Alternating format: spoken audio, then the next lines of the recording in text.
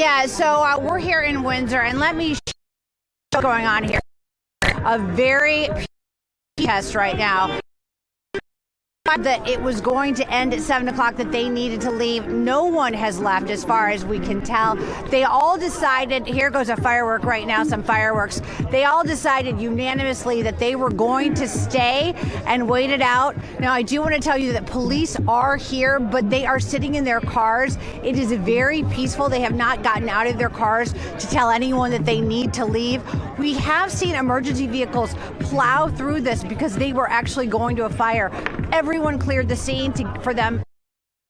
And here, you heard, we're going to come over here and talk to Phil, who we've been talking to earlier tonight. My photographer Howard's going to come over here with me. Thank you, Phil, for giving us your time. Yeah, no problem. Why are you here tonight?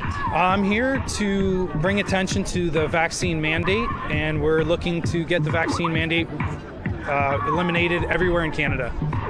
We talked a little off camera, and to you and one of your friends.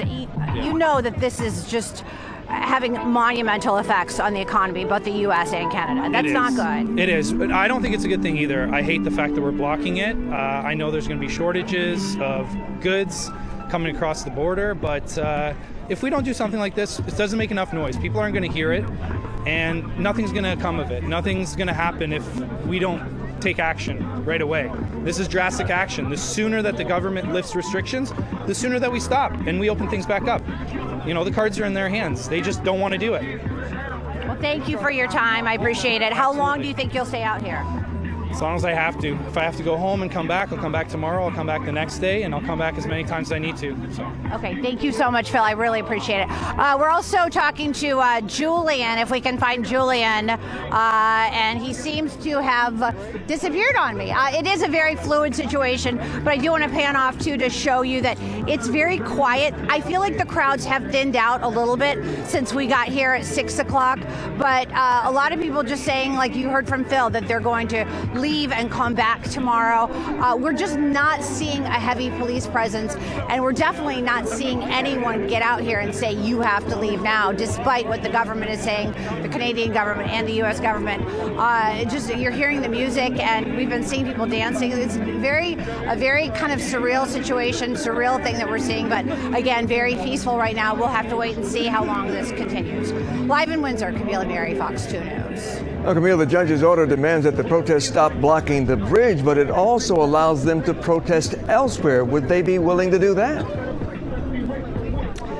Well, I mean, that's a good question, Hugh, and I've been asking people that, and they said, you know what? They said this is when they're finally getting attention. They said they've been trying to make noise and trying to protest for months, and no one has paid attention or listened to them until they blocked the bridge. I'm going to have Howard pan over so you can actually see the trucks that are actually blocking the entrance to the bridge. There are not nearly as many trucks as there were earlier in the week, but still, obviously, you see that you can't get through here, so no way that trucks can drive back and forth on the bridge. So that's what's going on right now. We'll be out here for the rest of the night, and of course bring you live reports as soon as we get more information. We'll pass along to you. All right, Reporting Camille, live in Windsor. We'll send it back to you in Detroit. Camille, thank you.